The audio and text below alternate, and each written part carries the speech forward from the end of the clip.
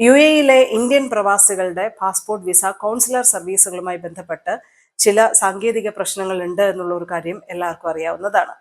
നിലവിൽ നമുക്ക് ഈ വിസ പാസ്പോർട്ട് കൗൺസിലർ സർവീസുകളുമായി ബന്ധപ്പെട്ട സേവനങ്ങൾ കൈപ്പറ്റാൻ ഇന്ത്യൻ എംബസിയിലും ദുബായ് ഇന്ത്യൻ കോൺസുലേറ്റിലും നേരിട്ടെത്താവുന്ന ഒരു സംവിധാനമാണ് സെറ്റപ്പ് ചെയ്തിരിക്കുന്നത്. അബുദാബി ഇന്ത്യൻ എംബസിയും ദുബായ് ഇന്ത്യൻ കോൺസുലേറ്റും ഇത് സംബന്ധിച്ച ഒരു വിശദീകരണം നൽകിയിട്ടുണ്ട്. അപ്പോൾ നമുക്ക് ഇപ്പോൾ അടിയന്തര സർവീസുകൾ ആവശ്യമുണ്ടെങ്കിൽ ഒരു അപ്പോയിൻമെന്റ് ഒന്നും എടുക്കാതെ നേരിട്ട് ഈ എംബസിയിലേക്കോ കോൺസുലേറ്റിലേക്കോ എത്താം, സർവീസുകൾ കൈപ്പറ്റുക എന്നുള്ളതാണ്. ഇതിനൊരു സമയമുണ്ട്. രാവിലെ 9 മണി മുതൽ ഉച്ചയ്ക്ക് 12:30 വരെയാണ്. ആ ഒരു സമയത്താണ് നിങ്ങൾക്ക് ഈ സർവീസുകൾക്കായി എംബസിയിലും കോൺസുലേറ്റിലും എത്താൻ പറ്റുന്ന ഒരു സമയം എന്ന് പറയുന്നത്. അപ്പോൾ അപ്പോയിൻമെന്റുകൾ ആവശ്യമില്ല, നേരിട്ട് വോക്ക് ഇൻ ചെയ്യാവുന്നതാണ്. നിങ്ങൾ ചെയ്യേണ്ടത് എല്ലാ വിധത്തിലുള്ള രേഖകളും അപേക്ഷയോടൊപ്പം കയ്യിൽ കരുതുക എന്നുള്ളൊരു കാര്യമാണ്. ഫീസ് ക്യാഷായിട്ട് തന്നെ നൽകണം. ജൂലൈ 1 പുതുക്കിയ കൂട്ടിയ നിരക്കുകൾ ഉണ്ടല്ലോ, അപ്പോൾ അതാണ് നമ്മൾ നൽകേണ്ടത്. അപേക്ഷകൻ മാത്രമേ ഈ അപേക്ഷ നൽകാനായി ഓഫീസിലേക്ക് എത്താവൂ എന്നതടക്കമുള്ള ചില റെസ്ട്രിക്ഷൻസ് ഉണ്ട്. ഈ ചെറിയ കുട്ടികളുടെ മാതാപിതാക്കൾ ഒഴികെയുള്ളവർക്കാണ് ഇങ്ങനെയൊരു റെസ്ട്രിക്ഷൻ വന്നിരിക്കുന്നത്. അപ്പം അതെല്ലാം പാലിച്ച് നിങ്ങൾ വോക്ക് ഇൻ ചെയ്യുക എന്നുള്ളൊരു കാര്യമാണ്. ആദ്യം എത്തുന്നവർക്ക് ആദ്യം എന്നുള്ള രീതിയിലായിരിക്കും ഈ സർവീസുകൾ ഇപ്പോൾ നമുക്ക് അവൈലബിൾ ആവുക. അപ്പോൾ നേരത്തെ എത്താൻ ശ്രമിക്കുക, രേഖകൾ മുഴുവനുമായി കൊണ്ടുവരാൻ ശ്രമിക്കുക, നിങ്ങളുടെ അടിയന്തര സർവീസുകൾ ഇപ്പോൾ കൈപ്പറ്റുക എന്നുള്ളതാണ് എംബസിയും കോൺസുലേറ്റും അറിയിച്ചിരിക്കുന്നത്.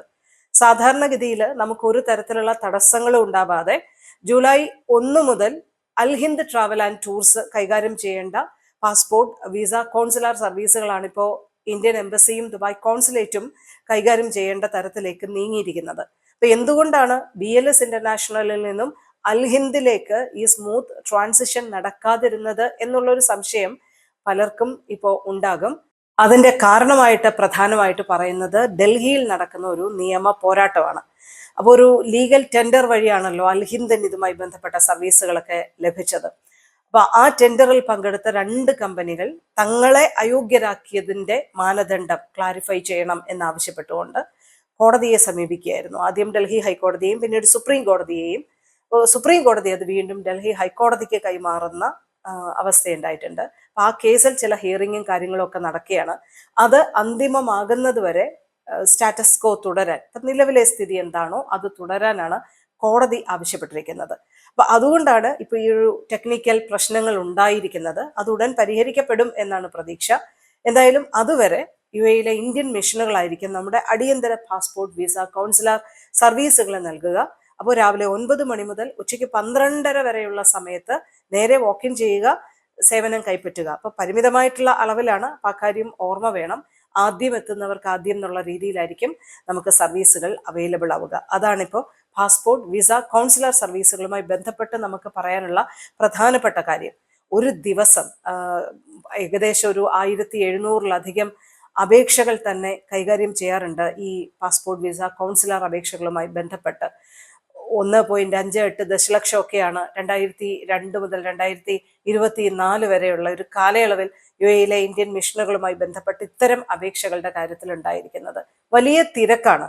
ഇത്രയധികം ആളുകൾ UAEയിൽ താമസിക്കുന്ന 45 ലക്ഷത്തിലധികം വരുന്ന ഇന്ത്യക്കാരുടെ പാസ്പോർട്ട് വിസ കോൺസുലർ സർവീസുകളുമായി ബന്ധപ്പെട്ട കാര്യങ്ങളെല്ലാം കൈകാര്യം ചെയ്യേണ്ട വലിയ തിരക്കുണ്ട്.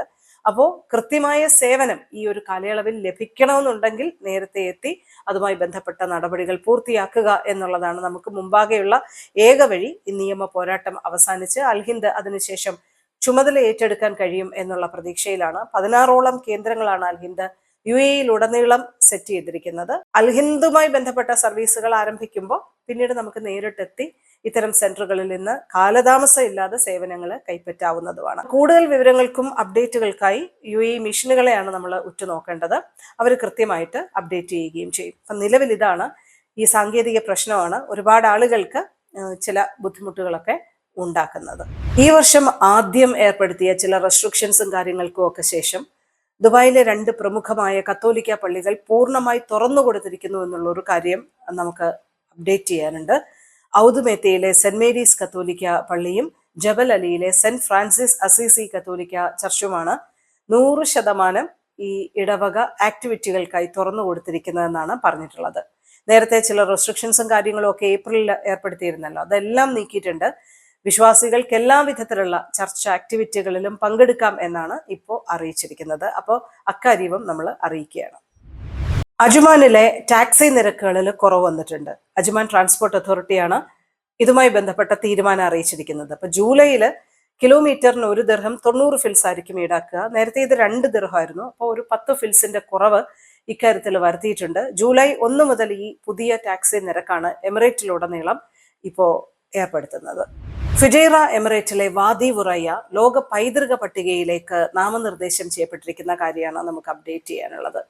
220 ചതുരശ്ര കിലോമീറ്റർ വിസ്തൃതിയിൽ നീണ്ടുകിടക്കുന്ന ഹാജർ മലനിരകൾക്കിടയിൽ കിടക്കുന്ന ഈ പ്രദേശം 1000-ലധികം വ്യത്യസ്ത ജീവവർഗങ്ങളുടെ പ്രകൃതിദത്ത ആവാസ വ്യവസ്ഥ കൂടിയാണ്.